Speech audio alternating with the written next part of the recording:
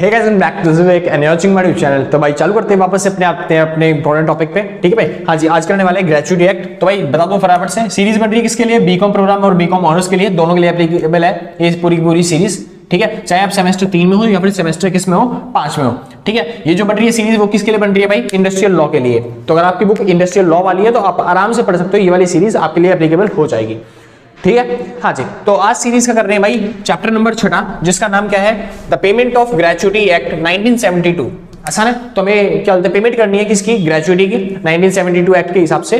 तो चैप्टर चालू करने से पहले एक चीज इंपॉर्टेंट है मेरे लिए भी और आपके लिए भी। ठीक है भाई, एक चीज इंपॉर्टेंट क्या है कि क्या बोलते हैं, टाइम कम है, इस वजह से मैं इंपॉर्टेंट क्वेश्चन की वीडियो नहीं बना पाऊंगा। ठीक है, तो जो मैंने नोट्स है ना उसी के अंदर लास्ट पेज में डाल रखे हैं इंपॉर्टेंट क्वेश्चन जो भी लगते हैं मेरे हिसाब से कि ये इंपॉर्टेंट क्वेश्चन है, उन्हीं के अंदर डाल रखे हैं। तो जैसे ही आप नोट्स परचेज करोगे आपको मिल जाएंगे इंपॉर्टेंट क्वेश्चन की वीडियो, मतलब इंपॉर्टेंट क्वेश्चन मिल जाएंगे। ठीक है भाई, हाँ जी, वीडियो नहीं बन पाएगी, खाली आपको क्वेश्चन मिल पाएंगे उसके अंदर, तो आप आराम से देख सकते हो। तो आपको नोट्स भी मिल रहे हैं, इंपॉर्टेंट क्वेश्चन भी मिल रहे हैं एक ही बार में। ठीक है, तो जल्दी से जल्दी जाइए, फटाफट से नोट्स परचेज करिए। जो भी मिनिमम अमाउंट होगा आप व्हाट्सएप पे करके नोट्स परचेज कर लोगे। आसान है, इंग्लिश में है भाई, हिंदी में नोट्स नहीं है। ठीक है, तो भाई चालू करते हैं। हाँ जी, तो ग्रेचुइटी एक्ट पढ़ना है। तो ग्रेचुइटी एक्ट होता क्या है या फिर ग्रेचुइटी होती क्या है, ये चीज पता होना चाहिए। ग्रेचुइटी क्या होता है? देखो, कहा जाता है कि पुराने टाइम से आप देखोगे, जैसे कोई इंप्लॉय अगर किसी इंप्लॉयर के पास काम कर रहा है और वो बहुत लंबे समय से काम कर रहा है, बहुत टाइम हो गया उसे काम करते करते, तो एक ईमानदारी की भावना आ जाती है कि अगर मान लो दुकान में कुछ हो भी जाता है तो फिर जो वो मतलब कोई जो आ जाता है तो फिर जो इंप्लॉय है वो उसकी रक्षा करेगा, सुरक्षा करेगा। आसान है, हाँ जी। या फिर क्या बोलते हैं, जो मालिक होता है दुकान का वो छोड़ के जा सकता है किसके भरोसे? दुकानदार के भरोसे। ये जो क्या बोलते हैं सहयोग की भावना आती है ना भाई, वो बहुत टाइम काम करने के बाद आती है और कॉर्पोरेशन होते रहता है दोनों मालिक और इंप्लॉय के बीच में। आसान है, हाँ जी। अब मान लो जब रिटायर होता है कोई इंप्लॉय या फिर बोलता है अब मेरे को छोड़ के जाना है, तो मालिक क्या करता था? कुछ एक्स्ट्रा पैसे देता था। क्यों? क्योंकि वो जो इंप्लॉय है हमारे पास इतने सालों के साथ विश्वास के साथ काम कर रहा था हमारे पास, लेकिन अब क्या बोलता है वो जो छोड़ के जा रहा है जॉब, तो उसको जरूरत पड़ेगी नहीं वही जॉब पे, या फिर मान लो कहीं पे जब छोड़ के जा रहा है तो उसकी क्या बोलते हैं पूरा मतलब उसकी एज हो चुकी है या फिर वो किसी तरीके से भी छोड़ के जा रहा है, तो हम उसे एक्स्ट्रा के तौर पे, भाई आपने इतनी मेहनत की हमारी कंपनी के लिए इतना सारा काम किया, तो हम एक्स्ट्रा के तौर पे आपको ये पैसा देते हैं, यानी ग्रेचुइटी आपको प्रोवाइड करते हैं। आसान है, हाँ जी। तो इस तरीके से ग्रेचुइटी दी जाती थी किसी भी इंप्लॉयज को। बस ये थोड़ा थोड़ा टाइम चेंज होता गया और अब हमको लॉ में लाना पड़ गया, क्योंकि कुछ लोग देते हैं ग्रेचुइटी और कुछ कंपनियां देती नहीं थी, तो इस वजह से हमें क्या बनाना पड़ेगा? लॉ बनाना पड़ेगा। कौन सा? Gratuity act. शुरू करते हैं। ग्रेचुइटी होती क्या है? It is a lump sum amount, it is a lump sum payment to an employee made by an employer, यानी कि एक लमसम पेमेंट है जो किसको मिलती है? एम्प्लॉय को मिलती है। कौन देता है? एम्प्लॉयर पे करता है। As the retail reward for his past service, यानी जो उसने पिछले काम किए होते हैं उसके बेसिस पे। ठीक है, when his employment is terminated, जब उसे एम्प्लॉयमेंट से या फिर नौकरी से हटाया जाता है या फिर वो हट जाता है अपनी नौकरी से। आसान है। तो जब कोई एम्प्लॉय अपनी पास्ट सर्विस के बेसिस पे, मतलब सॉरी, जब कोई एम्प्लॉय अपनी सर्विस से हटता है तो फिर उसको क्या देता है? एक लमसम अमाउंट दिया जाता है, क्योंकि आपने हमारे साथ इतने काम किया, इतनी सेवा करी हमारी कंपनी की, तो भाई इसके लिए आपको ये अमाउंट दिया जाता है कि आप अपनी बाकी का जीवन अच्छे तरीके से बिताओ। सिंपल बात है, उसको बोलते हैं ग्रेचुइटी अमाउंट।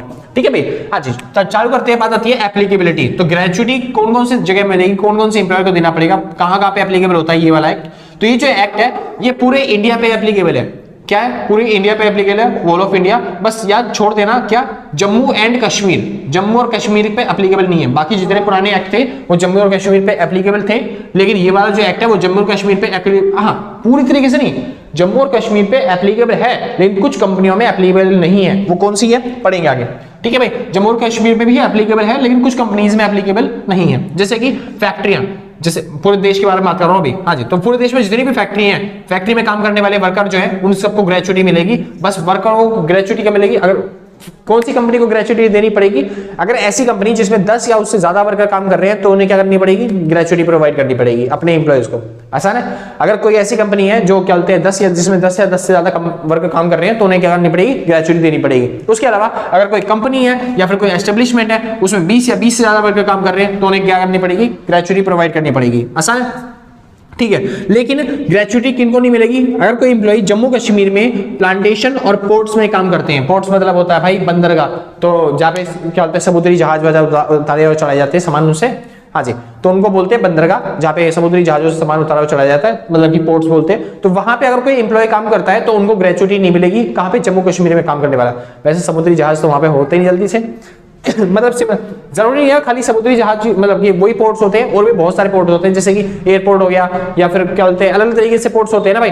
हाँ जी, तो वहां पे भी अगर कोई प्लांटेशन और पोर्ट्स में काम कर रहा है जम्मू और कश्मीर में, तो वहां पे भी क्या बोलते हैं ग्रेचुटी नहीं मिलेगी। आसान है, तो पूरे देश में एप्लीकेबल है, हर किसी इंसान को ग्रेचुटी मिल सकती है जो भी फर्म में या फिर फैक्ट्रीज में या फिर कंपनी में एस्टेब्लिशमेंट में काम कर रहा है जिसके अंदर 10 से ज्यादा इंप्लॉइज है, हर किसी को ग्रेचुटी मिलेगी। बस जम्मू और कश्मीर में पोर्ट्स में और प्लांटेशन की वाले एरिया में अगर आप काम कर रहे हो तो वहां पे आपको ग्रेचुटी नहीं मिलेगी। ठीक है, आगे चलते हैं। कंटिन्यूअस सर्विस, मेन बात क्या है भाई यहाँ पे, कंटिन्यूअस सर्विस, यानी कि आपकी जो सर्विस होनी चाहिए वो क्या होनी चाहिए, कंटिन्यू होनी चाहिए। आसान है, कंटिन्यूअस सर्विस के अंदर बताऊं क्या बोलते हैं, ऐसे ये माना जाता है कि ग्रेचुटी दी जा रही है क्योंकि आप अच्छा व्यवहार कर रहे हो, अच्छे तरीके से काम कर रहे हो। तो इसका मतलब ये थोड़ी ना इंप्लॉय बीमार नहीं पड़ेगा, क्योंकि अगर मान लो कोई इंप्लॉय बीमार पड़ गया तो इंप्लॉयर को तो बहाना मिल गया कि इंप्लॉय बीमार है और इंप्लॉय नहीं आया, तो हम उसके काट लेंगे ग्रेचुटी के पैसे। आसान है ना। हाँ जी, तो इस वजह से ग्रेचुटी नहीं मिलेगी, ऐसा कहीं नहीं लिखा भाई। तो अगर कंटिन्यूअस सर्विस किस किस को माना जाएगा कंटिन्यूअस सर्विस, अगर कोई इंप्लॉय बीमारी की वजह से, सिकनेस की वजह से कोई छुट्टी कर लेता है तो ये माना जाएगा कि वो छुट्टी ही नहीं है, वो कंटिन्यूअस सर्विस है, यानी कि वो उस दिन भी सर्विस पे आता है, वो तो बीमार हो गया इस वजह से नहीं आ पाया, तो सिकनेस को कंटिन्यूअस सर्विस, मतलब ये माना जाएगा कि कंटिन्यूअस सर्विस कर रहा है वो अभी भी। अगर वो इस वजह से छुट्टी लेता है, बीमारी की वजह से, एक्सीडेंट की वजह से छुट्टी है तब भी कंटिन्यूअस सर्विस है, लीव ले रखी है तब भी कंटिन्यूअस सर्विस है, एब्सेंस विदाउट लीव, अगर बिना लीव के वो एब्सेंस होता है तब भी कंटिन्यूअस सर्विस माना जाएगा। लीव विद फुल वेज, पूरे वेज के साथ उसने क्या कर लिया, लीव लिया, मतलब पूरी सैलरी लेने के बाद अगर वो छुट्टी मारता है तब भी उसे कंटिन्यूअस सर्विस माना जाएगा। टेम्परेरी डिसेबल्ड, यानी कि अगर वो क्या हो गया, डिसेबल हो गया या फिर काम वाम नहीं कर सकता टेम्परेरी कुछ दिनों के लिए, तो उसे कंटिन्यूअस सर्विस माना जाएगा। लेड ऑफ पीरियड मैटरनिटी, भाई ये लेड ऑफ पीरियड अलग है, ठीक है, let off period maternity leave, अगर वो मैटरनिटी लीव लेता है, यानी कि 26 मैटरनिटी लीव क्या होती है बताई थी आपको, अगर कोई वुमेन है जो प्रेगनेंसी के दौर में जो गुजर रही है तो वो 26 हफ्तों के लिए क्या ले सकती है, छुट्टी ले सकती है। ठीक है, पहले कर चुके हैं सारा टॉपिक, ठीक है उस टाइम पे। तो मैटरनिटी लीव की वजह से अगर कोई छुट्टी लेता है तो फिर उसको भी छुट्टी नहीं माना जाएगा। आसान है, आगे चलते हैं। अगला आता है भाई कंट्रोलिंग अथॉरिटी, क्या बोलते हैं, कहां गया, हाँ, कंट्रोलिंग अथॉरिटी सेक्शन 3। तो सेक्शन 3 के हिसाब से कंट्रोलिंग अथॉरिटी कौन होता है, यानी ऐसा कौन चेक करेगा कि भाई जो एम्प्लॉयर है वो ग्रेचुटी दे रहा है या फिर नहीं दे रहा, ऐसी कौन सी अथॉरिटी है जो चेक करेगी। ये जो अथॉरिटी है भाई, सेंट्रल गवर्नमेंट के हिसाब से एक ऑफिसर भेजा जाएगा, सेंट्रल गवर्नमेंट एक ऑफिसर भेजती है जो ये चेक करेगा कि जो एम्प्लॉयर है वो अपने एम्प्लॉइज को ग्रेचुटी प्रोवाइड कर रहा है या फिर प्रोवाइड नहीं कर रहा। आसान था भाई, बहुत अच्छे। शुरू करते हैं भाई, वापस आते हैं अपने टॉपिक पे। नाम क्या है, according to payment of gratuity act, gratuity act के हिसाब से क्या पेमेंट करी जाएगी उसकी बात करता हूं। अच्छा, ये अमेंडमेंट के साथ बता रहा हूं, 2018 वाली जो अमेंडमेंट आ रखी है ना उसके हिसाब से, वरना बुकों में तो आपके कितना लिखा था, 3,50,000 लिखा हुआ था शायद। हाँ जी, तो अमेंडमेंट के हिसाब से देखिए भाई कितना ग्रेचुटी एक्ट के हिसाब से पेमेंट क्या करी जाएगी भाई, maximum amount of gratuity act shall be not exceed 20 lakh, यानी कि मैक्सिमम अमाउंट जो है ग्रेचुटी का वो 20 लाख से ज्यादा नहीं होना चाहिए। आसान था भाई। अच्छा भाई, मेरे को लगता है ना कुछ अमेंडमेंट्स हैं, तो क्या बोलते हैं अमेंडमेंट मैंने कुछ बताई है, कुछ नहीं बताई है, जो भी रह गई होंगी तो उसके वीडियो बना रहे भी मतलब कि टाइम नहीं मिल पाएगा वीडियो बनाने के लिए भी। तो एक बार ना आप ना कमेंट बॉक्स चेक कर लिया करो, अगर कमेंट में मैंने कोई चीज पिन कर रखी है तो फिर वो आपके लिए थोड़ी सी इंपॉर्टेंट हो जाती है कि भाई मैंने एक पिन कर रखा है किसी भी वीडियो का, अगर आप देख रहे हो तो क्या बोलते हैं वीडियो के साथ साथ एक कमेंट बॉक्स चेक कर लिया करो। कमेंट में अगर कोई चीज पिन है तो मैं पिन कर दूंगा, और कोई चीज मेरे को लगती है इंपॉर्टेंट आपके जानने के लिए, ठीक है, हाँ, जब तक मेरे को मिल जाती है। अगर आपके कोई डाउट्स आते हैं कि भाई अब तो ये हो गया अमेंडमेंट, अब तो ये हो गया भाई, क्योंकि हर चीज अमेंडमेंट हर बार चेंज होती रहती है, तो हर बार के हिसाब से मैं कैलकुलेट नहीं कर पाऊंगा कि भाई अभी इस साल कौन सी है, इस साल कौन सी अमेंडमेंट है। तो भाई अगर मेरे को जितना मिला मैं उतना कर रहा हूँ, ठीक है, मेरे को मिली 20 साल चलते 20 लाख होनी चाहिए अमेंडमेंट 2018 के हिसाब से, ठीक है, तो मैंने डाल दी, वरना मैंने इनकम वो जो है उसकी वेबसाइट है, ठीक है, हाँ जी, मैंने कि गवर्नमेंट की जो वेबसाइट है तो उस पे जाके मैंने चेक भी किया, इनकम टैक्स की जो वेबसाइट है वहां पे ग्रेचुटी एक्ट कितना लिखा हुआ था, वो 10 लाख लिखा हुआ था उस पे, ठीक है। तो मैंने कहीं से चेक किया भाई, वहां पे कह रहे हैं कि 2018 के हिसाब से अमेंडमेंट जो है वो 20 लाख है, तो मैं अमेंडमेंट के हिसाब से 20 लाख बता रहा हूं। अगर आपने कंफर्म कर रखा है तो एक बार कमेंट बॉक्स में चेक कर लेना थोड़ा सा, ठीक है, हमारी भी हेल्प हो जाएगी, थारी भी हेल्प हो जाएगी। अगर तुम्हें पता है कोई चीज अमेंड होकर आ चुकी है तो एक बार बता दो, मैं उसे पिन कर दूंगा कमेंट को, ठीक है, हाँ जी, बाकियों की भी हेल्प हो जाएगी। आगे चलते हैं, वापस आते हैं टॉपिक पे। नाम आता है कैलकुलेशन ऑफ ग्रेचुटी। कैलकुलेशन कैसे करी जाएगी किसकी, ग्रेचुटी की, कि कैसे निकाला जाएगा किसको कितनी अमाउंट पे करनी है, यानी एम्प्लॉयर कितना अमाउंट अपने एम्प्लॉय को दे ग्रेचुटी के टाइम पे, तो वो कैसे कैलकुलेट किया जाएगा उसके लिए एक फॉर्मूला है। अच्छा, दो तरीके हैं भाई ग्रेचुटी निकालने के लिए, एक तो है अगर कोई एक्ट के अंदर एप्लीकेबल होता है, ऐसा एम्प्लॉय जो इनकम टैक्स ग्रेचुटी एक्ट, मतलब सॉरी इनकम टैक्स बोल रहा हूं, हाँ जी, जो पेमेंट ऑफ ग्रेचुटी एक्ट 1972 के अंदर अप्लाई करता है, ऐसा एम्प्लॉय या फिर ऐसी फर्म जो ग्रेचुटी एक्ट के अंदर आती है, तो इस तरीके से देखिए, अगर कोई फर्म ग्रेचुटी एक्ट के अंदर नहीं आती तो वो इस तरीके से क्या बोलते हैं ग्रेचुटी प्रोवाइड करेगी। आसान है, यहाँ पे फॉर्मूला क्या है, ग्रेचुटी कैसे निकलेगा, मंथली सैलरी जो आप लोगों को लास्ट सैलरी मिली है, जैसे कुछ एम्प्लॉय होते हैं ना भाई, दो तरह के एम्प्लॉय होते हैं, एक तो फैक्ट्री के अंदर काम कर रहे हैं जिनको हर महीने सैलरी मिलती है, कुछ एम्प्लॉय ऐसे होते हैं जो क्या बोलते हैं डेली बेसिस पे सैलरी ले रहे होते हैं, या फिर कुछ एम्प्लॉय ऐसे होते हैं जो वीकली बेसिस पे सैलरी होते हैं। तो हर किसी के हिसाब से अलग अलग होता है, ठीक है। शुरू करते हैं। तो अगर कोई ऐसे मंथली जो सैलरी ले रहे हैं उसके हिसाब से कैसे निकाल जाएगी, जो लास्ट यानी कि उसको सैलरी मिली है, जो पिछले प्रीवियस ईयर की जो सैलरी मिली है महीने की,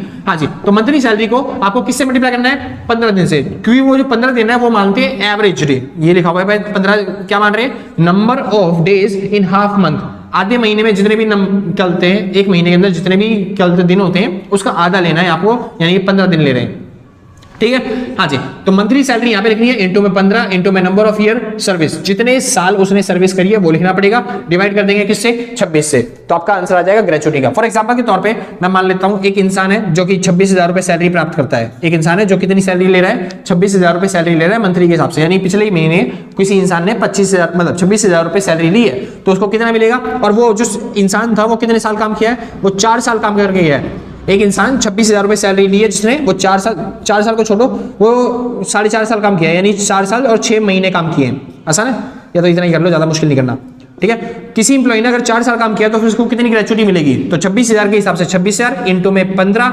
इंटू में कितने साल काम किए, नंबर ऑफ ईयर क्या बोलते हैं वर्क, तो भाई कितने साल काम किया, 4 साल, बटे में डिवाइड करना किससे, 26 से, तो 26 से 26 कट गया, बच गया 1,000, 1,000 गुना 15 यानी कि 15,000, 15,000 गुना में 4 यानी कितना हो गया, 15 चौक 30, 30 60, यानी यहाँ पे उसको ग्रेचुइटी कितने पैसे मिलेंगे, 60,000 रुपए मिलेंगे ग्रेचुइटी के। आसान है, हाँ जी, ये अमाउंट 20 लाख से कम है, हाँ जी, तो इसे मिल जाएगा, कोई दिक्कत तो नहीं है भाई, आसान था, बहुत अच्छे। लेकिन इसमें अगर कोई ऐसा एम्प्लॉय है जिसको जो सैलरी है वो डेली बेसिस पे मिलती है या फिर वीकली बेसिस पे मिलती है, तो वो कैसे कैलकुलेट करेगा अपने ग्रेचुइटी का अमाउंट, तो ग्रेचुइटी कैसे निकाली जाएगी भाई, average salary for last 10 month, पिछले 10 महीने की एवरेज सैलरी देखी जाएगी उसकी, क्या देखी जाएगी, एवरेज सैलरी पिछले 10 महीने की। 10 महीने कैसे, जब उसने मान लो 1 अप्रैल से लेके उसके देखा जाएगा उसने कितना पैसा कमाया, अगर मान लो डेली बेसिस में मिलते हैं तो बस ये चेक करना है 1 अप्रैल से लेके 10 महीने कब तक हो गए, तो हो गया अप्रैल मई जून जुलाई अगस्त सितंबर अक्टूबर नवंबर दिसंबर जनवरी, यानी कब तक हो गए भाई, जनवरी तक। तो 1 अप्रैल से लेके जनवरी के एंड तक आपको देखा जाएगा कि आपने कितने महीने काम किया या फिर कितने दिन, मतलब जो भी काम किया आपने उसके हिसाब से एवरेज निकाला जाएगा। यानी मान लेते हैं कोई एम्प्लॉय ऐसा है जिसने कितने काम किया, किसने मेरे पास जो काम किया वो काम किया मान लो 2 लाख रुपए का, उसको 2 लाख रुपए दिए मैंने 10 महीने के अंदर, सॉरी 10 महीने के अंदर मैंने किसी एम्प्लॉय को कितने रुपए दिए, 2 लाख रुपए दिए, और वो कितने महीने काम कर रहा है, 10 महीने, यानी 10 से डिवाइड कर देंगे, यानी एवरेज कितना आ गया, 20,000 रुपए वो कमा रहा है हर महीने के हिसाब से, तो यहाँ पे आ जाएगा 20,000, कितना आ जाएगा 20,000, तो इस फॉर्मूले के हिसाब से यहाँ पे आ जाएगा 20,000 इंटू में कितना भाई लास्ट, अच्छा ये हो गया इंटू में 15, भाई ये पूरा फॉर्मूला एक ही बार है, पूर्ण ओपन नहीं है, कभी लाइन लगा दो तुम, ठीक है, ये फॉर्मूला एक साथ है, इंटू में कितना हो जाएगा 15, तो 15 और इंटू में नंबर ऑफ ईयर एम्प्लॉयड, कितने साल उसने काम किया, मान लेते हैं उसने 4 साल, सॉरी एक साल बोल तो गया, गलत हो गया भाई, थोड़ा सा गलती हो गई, क्योंकि मैंने पूरा एक्ट तो बताया नहीं, इस वजह से कैलकुलेशन में मिस्टेक हो गई, समझिए कैलकुलेशन में मिस्टेक नहीं है, गड़बड़ नहीं है। यहाँ पे जो नंबर ऑफ ईयर ले लिए मैंने भाई, यहाँ पे नंबर ऑफ ईयर क्या बोलते हैं, ग्रेचुइटी एक्ट जो होता है ना, वो कहता है एम्प्लॉय जो है ना, ग्रेचुइटी केवल उसी एम्प्लॉय को मिलेगी, ग्रेचुइटी केवल उसी एम्प्लॉय, कहाँ लिखा था मैंने, कहीं लिखा था, ग्रेचुइटी केवल उसी एम्प्लॉय को मिलती है जो 5 साल या उससे ज्यादा काम कर रहा है आपके पास।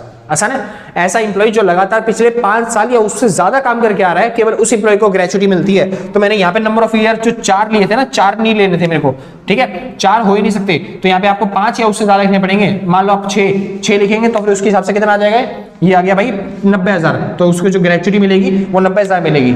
आसान है, यानी कि मैंने ये मतलब ऐसे तो न्यूमेरिकल सही है, सवाल में कोई दिक्कत नहीं है, लेकिन एक्ट के हिसाब से ग्रेचुइटी तभी मिलेगी जब आप 5 साल या उससे ज्यादा क्या कर रहे हो, लगातार काम करते हुए आ रहे हो। आसान है, हाँ जी, तो यहाँ पे आपको लेनी है तो हम 5 ले लेते हैं, तो 5 के हिसाब से थोड़ा कैलकुलेशन में गड़बड़ हो जाएगी, ठीक है, 6 ले लेता हूँ, थोड़ी आसान पड़ेगी मेरे लिए भी। तो 15 दूनी हो गया 30, यानी 30,000 हो गया, ठीक है, ये है ना 15 30, तो भाई नहीं 3 लाख हो गया, ये तो पीछे गड़बड़ तो नहीं होगी ना इसमें, कभी तो नीचे कमेंटों में बोल दो पाई तने आंसर भी ना कर दिया यो, तो 15 मिनट 15 मतलब ये तो ठीक है भाई, 15 कम 15 और कुछ 6 से मल्टीप्लाई मतलब ठीक है उसका 90,000, इसमें गड़बड़ हो जाएगी भाई। तो 15 घंटे में तो कितना हो गया, 15 तो 30 हो गया, तो ये हो गया 3 लाख, 3 लाख इंटू में 6 कितना हो गया, 6 3 18, यानी कि 18 लाख, तो भाई 18 लाख ही हो गया। अपोन में कितना लिखना है आपको, अपोन में लिखना पड़ेगा हमें कितना 30, तो 30 लिख देंगे, क्योंकि महीना वो जो होता है, यहाँ पे महीना ले रहे हैं 26 दिन का, यहाँ पे जो महीना मांग रहे हैं वो 26 दिन का मान रहे हैं, यहाँ पे जो महीना मानेंगे वो 30 दिन का मानेंगे। आसान है, हाँ जी, तो 30 दिन का महीना माना, तो इस वजह से 28 या 18 लाख आ गया, 18 लाख को 30 से डिवाइड कर दिया, मतलब कि 1,80,000, 1,80,000 को 30 से डिवाइड किया 6, यानी कि ये हो गया कितना ये हो गया लगभग 60,000 के आसपास, ठीक है भाई। 18 लाख था ना, तो 30 से डिवाइड किया 1,80,000, 1,80,000, हाँ जी, तो 60,000 के आसपास इसकी क्या बन गई, ग्रेचुटी बन गई। तो इस तरीके से आप क्या कर सकते हो, आराम से ग्रेचुटी कैलकुलेट कर सकते हो। अगर चलते हैं वो किस हिसाब से, एक्ट के हिसाब से चल रहा है, हर महीने उसे सैलरी मिल रही है तब भी, और अगर वो एक्ट के हिसाब से नहीं चल रहा, यानी कि उसे डेली बेसिस पे या फिर मंथली बेसिस पे मिलती है सैलरी, तब भी आप निकाल सकते हो आराम से, ठीक है भाई। अच्छा, एक बार टॉपिक देख लूं, टॉपिक दिखा रहा है या फिर दोबारा करवाना पड़ेगा। ओह शिट मैन, थोड़ा सा नहीं दिखा, थोड़ा सा नीचे कर देता भाई, कुछ नहीं है नीचे, मैंने खाली 30 लिखा हुआ है, ठीक है, तो समझ जाओगे। तो इतना तो हाई है तुम्हारे पास, ठीक है, तो नोट कर लेना अगर किसी को डाउट हो रहा हो। तो मैंने 20,000 इंटू में 15 इंटू में 6 बटे में 30 लिखा हुआ नीचे, ठीक है। हाँ जी, श्योर थे। वापस आते हैं अपने टॉपिक पे, ठीक है भाई, समझ आ गया था ना इतना। बाकी तो हो जाएगा आराम से, ठीक है भाई। ज्यादा न्यूमेरिकल करने के लिए तुम्हारे पास टाइम भी नहीं बचा। या एक और बताऊँ वो वाला, कोई दिक्कत तो नहीं ना? अगर किसी को पता करना है भाई, एक काम करते हैं, कैसे कर रहे हैं, वो वैसे कर लेना यार, हो जाएगा, वैसे बहुत आसान है, कोई दिक्कत वाली बात नहीं है। एवरेज सैलरी लेनी है 10 महीने की, 10 महीने की मान लो किसी को सैलरी मिली, फिर दोबारा से कर दूं क्या? चलो ठीक है, 10 महीने की हमने रोज रोज गिन गिन के हम उसको सैलरी दे रहे हैं डेली बेसिस पे। तो किसी ने मान लो कमाए 6 लाख रुपए, कितने रुपए कमाए? 6 लाख रुपए। 10 महीने में कितने कमाए उसने? 6 लाख रुपए। अब किसी एम्प्लॉय ने 6 लाख रुपए कमाए 10 महीने के अंदर, तो भाई एवरेज कितना बन गया? तो 10 से डिवाइड कर देंगे, कितना आ गया? 60,000। यानी कि वो कितने, सॉरी 6 लाख है ना, हाँ, तो आ गया मंथली कितना? 60,000। तो वो 60,000 कमाता है, तब उस हिसाब से ग्रेचुटी निकालनी है। तो 60,000 आ गया इधर, तो क्या 60,000 इंटू में कितना? 15 इंटू में, मान लेते हैं कोई एम्प्लॉय 6 साल काम किया है किसी ने, 6 साल की जगह सॉरी 10 साल काम कर लेते हैं, और आसान हो जाएगा। 10 साल बटे में कितना हो गया? 30। तो 30 से डिवाइड कर दिया, 30 दूनी 60 हो गया, यानी 2,000 इंटू में चलते हैं 15, 15 दूनी 30 हो गया, ये हो गया 30,000। तो 30,000 इंटू में 10 कितना हो गया? ये हो गया 3 लाख। तो उसकी जो ग्रेचुटी बनी वो कितनी बनी? 3 लाख। तो भाई कैलकुलेशन कर लेना, आपका आराम से हो जाएगा। आगे चलते हैं, वापस आते हैं। 4 feature of gratuity, section 4A। Section 4A के हिसाब से जो इंप्लॉयर है वो कब ऐसा बोल सकता है कि भाई आपकी ग्रेचुटी में से पैसा काटा जा रहा है, या फिर मैं ग्रेचुटी का पैसा वापस ले रहा हूं? आसान है, ऐसा कब होगा? अगर आपने कंपनी के अंदर कोई लॉस करा है, यानी आपकी वजह से कंपनी को कोई नुकसान हुआ है, तो आपसे ग्रेचुटी थोड़ी काटी जा सकती है। और कितनी काटी जाएगी? जितना आपने लॉस करवाया उतनी ही ग्रेचुटी के पैसे काट लिए जाएंगे। जैसे आपको ग्रेचुटी 3 लाख रुपए मिल रहे हैं, लेकिन आपने लॉस करवा दिया था 1 लाख रुपए का कंपनी का किसी कारण की वजह से, तो आपकी ग्रेचुटी 1 लाख रुपए काट ली जाएगी। आपको कितने रुपए मिलेंगे? बस खाली 2 लाख रुपए मिलेंगे। आसान है, तो ग्रेचुटी काटी जा सकती है। होली और पार्शियली भाई पूरी और आधी भी काटी जा सकती है, चलते हैं डिपेंड के, मतलब कि क्या किस तरह का आपका जुर्माना है, ठीक है, या फिर किस तरह की आपने दिक्कत आई है कंपनी के अंदर, वायलेंस किया है या फिर आपने क्या किया है? ऑफेंस, ठीक है। तो अगर आप वायलेंस या फिर ऑफेंस में भागीदारी रखते हो, या फिर आपने क्या लड़ाई वड़ाई करवाई है, ऑफेंस किया है कंपनी के अंदर, तो आपकी क्या होती है? पूरी भी काटी जा सकती है ग्रेचुटी, और क्या बोलते हैं आधी भी काटी जा सकती है, डिपेंड करता है एम्प्लॉयर के ऊपर, जैसे वो चाहे, ठीक है। बात आती है पेनल्टीज। अगर मान लो कोई एम्प्लॉयर ग्रेचुटी नहीं भरता, तो सेक्शन 9 के हिसाब से उस पर पेनल्टीज लगेंगी, और वो कितनी लगेंगी? 6 महीने की, या तो उसे जेल हो सकती है या फिर 10,000 रुपए जुर्माना, और बोथ। भाई मैं लिख नहीं रहा हूं, मगर यहाँ पे हर किसी टॉपिक में पेनल्टी के टाइम पे बोथ निकालना जरूरी है। हर महीने मतलब 6 महीने की जेल, 10,000 रुपए जुर्माना, या फिर दोनों ही हो सकते हैं उसे। आसान है। फॉल्स स्टेटमेंट, फॉल्स स्टेटमेंट और फॉल्स रिप्रेजेंट, यानी अगर कोई स्टेटमेंट गलत दिखाता है या फिर गलत तरीके से रिप्रेजेंट करता है ग्रेचुटी के अमाउंट को या फिर किसी भी चीजों को, तो उसको 6 महीने तक की जेल और 10,000 रुपए का जुर्माना, या फिर दोनों। उसके बाद इंप्लॉयर डिसओबे द रूल। अगर कोई ऐसा इंप्लॉयर है जो डिसओबे कर देता है रूल और रेगुलेशंस को, या फिर वो मानने से इनकार कर देता है, तो उस टाइम पे उसे 3 महीने की जेल हो सकती है, और 10,000 से 20,000 रुपए तक का जुर्माना लगाया जा सकता है कंपनी की तरफ से, ठीक है भाई। हाँ जी, कंपनी की तरफ से, मतलब गवर्नमेंट की तरफ से। आगे चलते हैं, payment of gratuity section 4। Section 4 में पेमेंट ऑफ ग्रेचुटी के बारे में बताया गया कि ग्रेचुटी किस किस को कब कब पे की जाएगी। आसान है। हाँ जी, तो अगर कोई ऐसा एम्प्लॉय है जिस, या फिर एम्प्लॉय, ग्रेचुटी किसको मिलेगी? एम्प्लॉय को, नॉमिनी को, या फिर एम्प्लॉयर क्या जाता है कि मेरी जगह इस बंदे को या फिर इसको दे देना, या फिर उसका जो सपोज होता है उसके बच्चे को या फिर उसकी फैमिली को, किसी को भी ग्रेचुटी मिल सकती है। ग्रेचुटी होती क्या है? अगर मान लो कोई एम्प्लॉय कितने मतलब कुछ टाइम से काम करके गया है और वो छोड़ना चाहता है कंपनी को, या फिर किसी डेथ की वजह से, किसी कारण की वजह से छूट जाती है कंपनी, ठीक है, तो फिर उसकी, अगर वो 5 साल से ज्यादा काम कर रहा है, ठीक है, तो उसे क्या मिलती है? ग्रेचुटी मिलती है। क्या मिलती है उसे? ग्रेचुटी, ठीक है भाई। हाँ जी, और जो ग्रेचुटी मिलेगी वो किसको मिलेगी? मान लो अगर वो है जिंदा है तब तो उसको दे देंगे, या फिर उसके बिहाफ पे जो भी कहता है उसको दे देंगे, या फिर उसकी वाइफ को दे देंगे। अगर वो जिंदा नहीं है तो किसको मिलेगी ग्रेचुटी? एक तो उसकी वाइफ को मिलेगी, दूसरी चीज अगर वाइफ चलते हैं, मान लो एक तो वाइफ ले सकती है, दूसरी चीज उसके फादर को मिलेगी, या फिर उसके मदर को मिलेगी, या फिर जो वाइफ के ऊपर डिपेंडेंट है उनको मिल सकती है, या फिर जो उनके बच्चे हैं उनको मिल सकती है, यानी जो भी फैमिली के अंदर जिंदा होगा उसको मिल सकती है। आसान। हाँ जी, तो एम्प्लॉय नॉमिनी कोई भी ले सकता है ऑन टर्मिनेशन, एम्प्लॉय के काम छोड़ने के बाद। आसान है, काम छोड़ने से पहले थोड़ी ना मिलती ग्रेचुटी, काम छोड़ने के बाद मिलती है। काटना पड़ेगा इसको एडिटिंग में, शुक्र है। हाँ जी, तो काम छोड़ने के बाद उसे क्या मिल सकती है? ग्रेचुटी, और वो भी ग्रेचुटी क्या मिलेगी? आफ्टर 5 ईयर, यहाँ पे लिखा था शायद। हाँ जी, तो 5 साल के बाद उसे क्या मिलेगी, ग्रेचुटी। ग्रेचुटी 5 साल से पहले नहीं मिल सकती। आप ये नहीं कि एक दिन काम किया और छोड़ दिया और ग्रेचुटी मांगने लग गए, ऐसा नहीं होगा। कम से कम 5 साल आप काम करो, उसके बाद आपको क्या मिलेगी, ग्रेचुटी मिलेगी उनसे। अगला रिटायरमेंट एंड रेजिग्नेशन। अगर कोई एम्प्लॉय 5 साल बाद रिटायरमेंट देता है और रेजिग्नेशन देता है तब उसे ग्रेचुटी मिल सकती है, कोई दिक्कत वाली बात नहीं है। रिटायरमेंट के बाद, रेजिग्नेशन के बाद, मतलब 5 साल काम करने के बाद ही आपको ग्रेचुटी मिल पाएगी, उससे पहले नहीं। और लास्ट में डेथ, अगर किसी पार्टनर की डेथ हो जाती है या फिर सॉरी पार्टनर कह रहा हूं, अगर किसी एम्प्लॉय की डेथ हो जाती है तब उसे ग्रेचुटी मिल सकती है, लेकिन उसे नहीं मिलेगी, उसकी मतलब कि जो जिसको नॉमिनी बना के गया होगा उसको मिल सकती है, या फिर उसकी जो फैमिली है उसको ग्रेचुटी दे देंगे। आसान भाई? हाँ जी। यहाँ पे खत्म होता है पूरा आपका क्या बोलते हैं, कौन सा एक्ट, कौन सा, the payment of gratuity act 1972। हमने क्या क्या पढ़ा भाई, एक बार रिवीजन करते हैं फटाफट से। तो ग्रेचुटी क्या होती है भाई, एक लमसम पेमेंट होता है जो कि एम्प्लॉय को मिलती है, किसके द्वारा, एम्प्लॉयर के द्वारा, डिटेल रिवॉर्ड के तौर पे, जो कि उसकी पास्ट सर्विस के बेस पे होता है। एम्प्लॉयर अगर जब जोड़ता है जॉब को तब 5 साल के बाद, कितने साल के बाद मिलती है, 5 साल कम से कम काम किया होना चाहिए उसे, ठीक है। एप्लीकेबिलिटी ऑफ एक्ट, यानी कि जो एक्ट है वो कब कब एप्लीकेबल होगा, पूरे इंडिया पे एप्लीकेबल होगा एक्ट, बस जम्मू और कश्मीर को छोड़ के। जम्मू कश्मीर पूरा नहीं छोड़ना, उसमें से भी पोर्ट्स और प्लांटेशन की जगह छोड़ देनी है बस। उसके बाद यानी जो भी एम्प्लॉय पोर्ट्स और प्लांटेशन के एरिया में काम करते हैं उनको नहीं, उन पे एप्लीकेबल नहीं होगा, बाकी सब पे एप्लीकेबल होगा। बाकी सब फर्म जिसके अंदर 10 या फिर एस्टेब्लिशमेंट कोई ऐसी कंपनी ऐसी जिसमें 20 एम्प्लॉय से ज्यादा काम कर रहे हैं उनको ग्रेचुटी पे करनी पड़ेगी। आसान है। कंटिन्यूअस सर्विस, किस किस चीजों को कंटिन्यूअस सर्विस माना जाएगा, अगर कोई एम्प्लॉय लीव पे है, एक्सीडेंट की वजह से, लीव की वजह से, या फिर ऑप्शन मतलब कि एब्सेंट है किसी वजह से, विदाउट लीव की वजह से, लीव फुल वेजेस की वजह से, टेम्परेरी डिसेबलमेंट की वजह से, लेड ऑफ पीरियड की वजह से, मैटरनिटी की वजह से, जो कि 26 दिन का होता है, इन सब चीजों की वजह से अगर वो छुट्टी पे जा रहा है तब भी उसे क्या माना जाएगा कि वो कंटिन्यूअस काम कर रहा है भाई। आज चालू। हाँ जी। कंट्रोलिंग अथॉरिटी, यानी कंट्रोलिंग अथॉरिटी क्या है, ऐसी कौन सी अथॉरिटी है जो उस पर ध्यान रखेगी भाई कि आपको ग्रेचुटी क्या देनी है, मतलब दे रहे हो या फिर नहीं दे रहे। तो वो गवर्नमेंट की तरफ से एक ऑफिसर आएगा जो कि ये ध्यान रखेगा कि आपको ग्रेचुटी देनी है, ठीक है, सेक्शन 3 पे के बेसिस पे। आगे चलते हैं। According to payment of gratuity act, gratuity act के पेमेंट के हिसाब से मैक्सिमम ग्रेचुटी कितनी दी जा सकती है, 20 लाख, उससे ज्यादा ग्रेचुटी नहीं प्रोवाइड करते आप। कैलकुलेशन ऑफ ग्रेचुटी कैसे निकाली जाएगी, सेक्शन 4(2) के हिसाब से। हाँ जी। ग्रेचुटी के 2 मेथड है। पहला, अगर कोई एम्प्लॉय इसके अंदर आता है, मतलब इस एक्ट के अंदर एप्लीकेबल होता है तो उसको इस हिसाब से देंगे, मंथली सैलरी के हिसाब से, वरना आपको एवरेज सैलरी उसकी निकालनी पड़ेगी जो भी 10 महीने के बेसिस पे निकाली जाएगी। आसान है। अच्छा, मंथली सैलरी कैसे कैलकुलेट की जाएगी, बेसिक और डियरनेस अलाउंस के बाद। आसान है। सैलरी जो मैं बोल रहा हूं वो सैलरी के अंदर बेसिक पे और जो डियरेंस अलाउंस होता है वो ऐड किया जाएगा। कभी आप बोनस ये सब ऐड करने लग जाओ, ये सब चीजें नहीं ऐड होगी, खाली क्या बोलते हैं बेसिक सैलरी और डियरेंस अलाउंस, ठीक है। हाँ जी। अच्छा, उसके बाद सब ये हमने 26 क्यों लिया, क्योंकि हमने मंथली में देखे हैं कि एक महीने में लगभग कितने दिन होते हैं, 26 दिन। को कह रहा है भैया आप तो सिम वाले उससे भी कम चले गए, कम से कम सिम वाली जो कंपनी है रिचार्ज वाली कम से कम 28 दिन तो मानती है, आप तो 26 दिन मान रहे हो। भाई क्या करें, एक्ट में लिखा हुआ है तो हमको ये मानने पड़ेंगे, क्योंकि जो कंपनी के अंदर काम करने वाले जो दिन होते हैं, वर्किंग डेज जो होते हैं वो कितने होते हैं, लगभग 26 होते हैं, क्योंकि 4 दिन तो संडे की छुट्टी होती है ना भाई। हाँ जी। आगे चलते हैं। अगला आता है भाई क्या बोलते हैं, 15 दिन हम क्यों ले रहे हैं, क्योंकि हमें आधा महीना लेना, आधे महीने के हिसाब से उसे ग्रेचुटी प्रोवाइड करनी है। आसान है।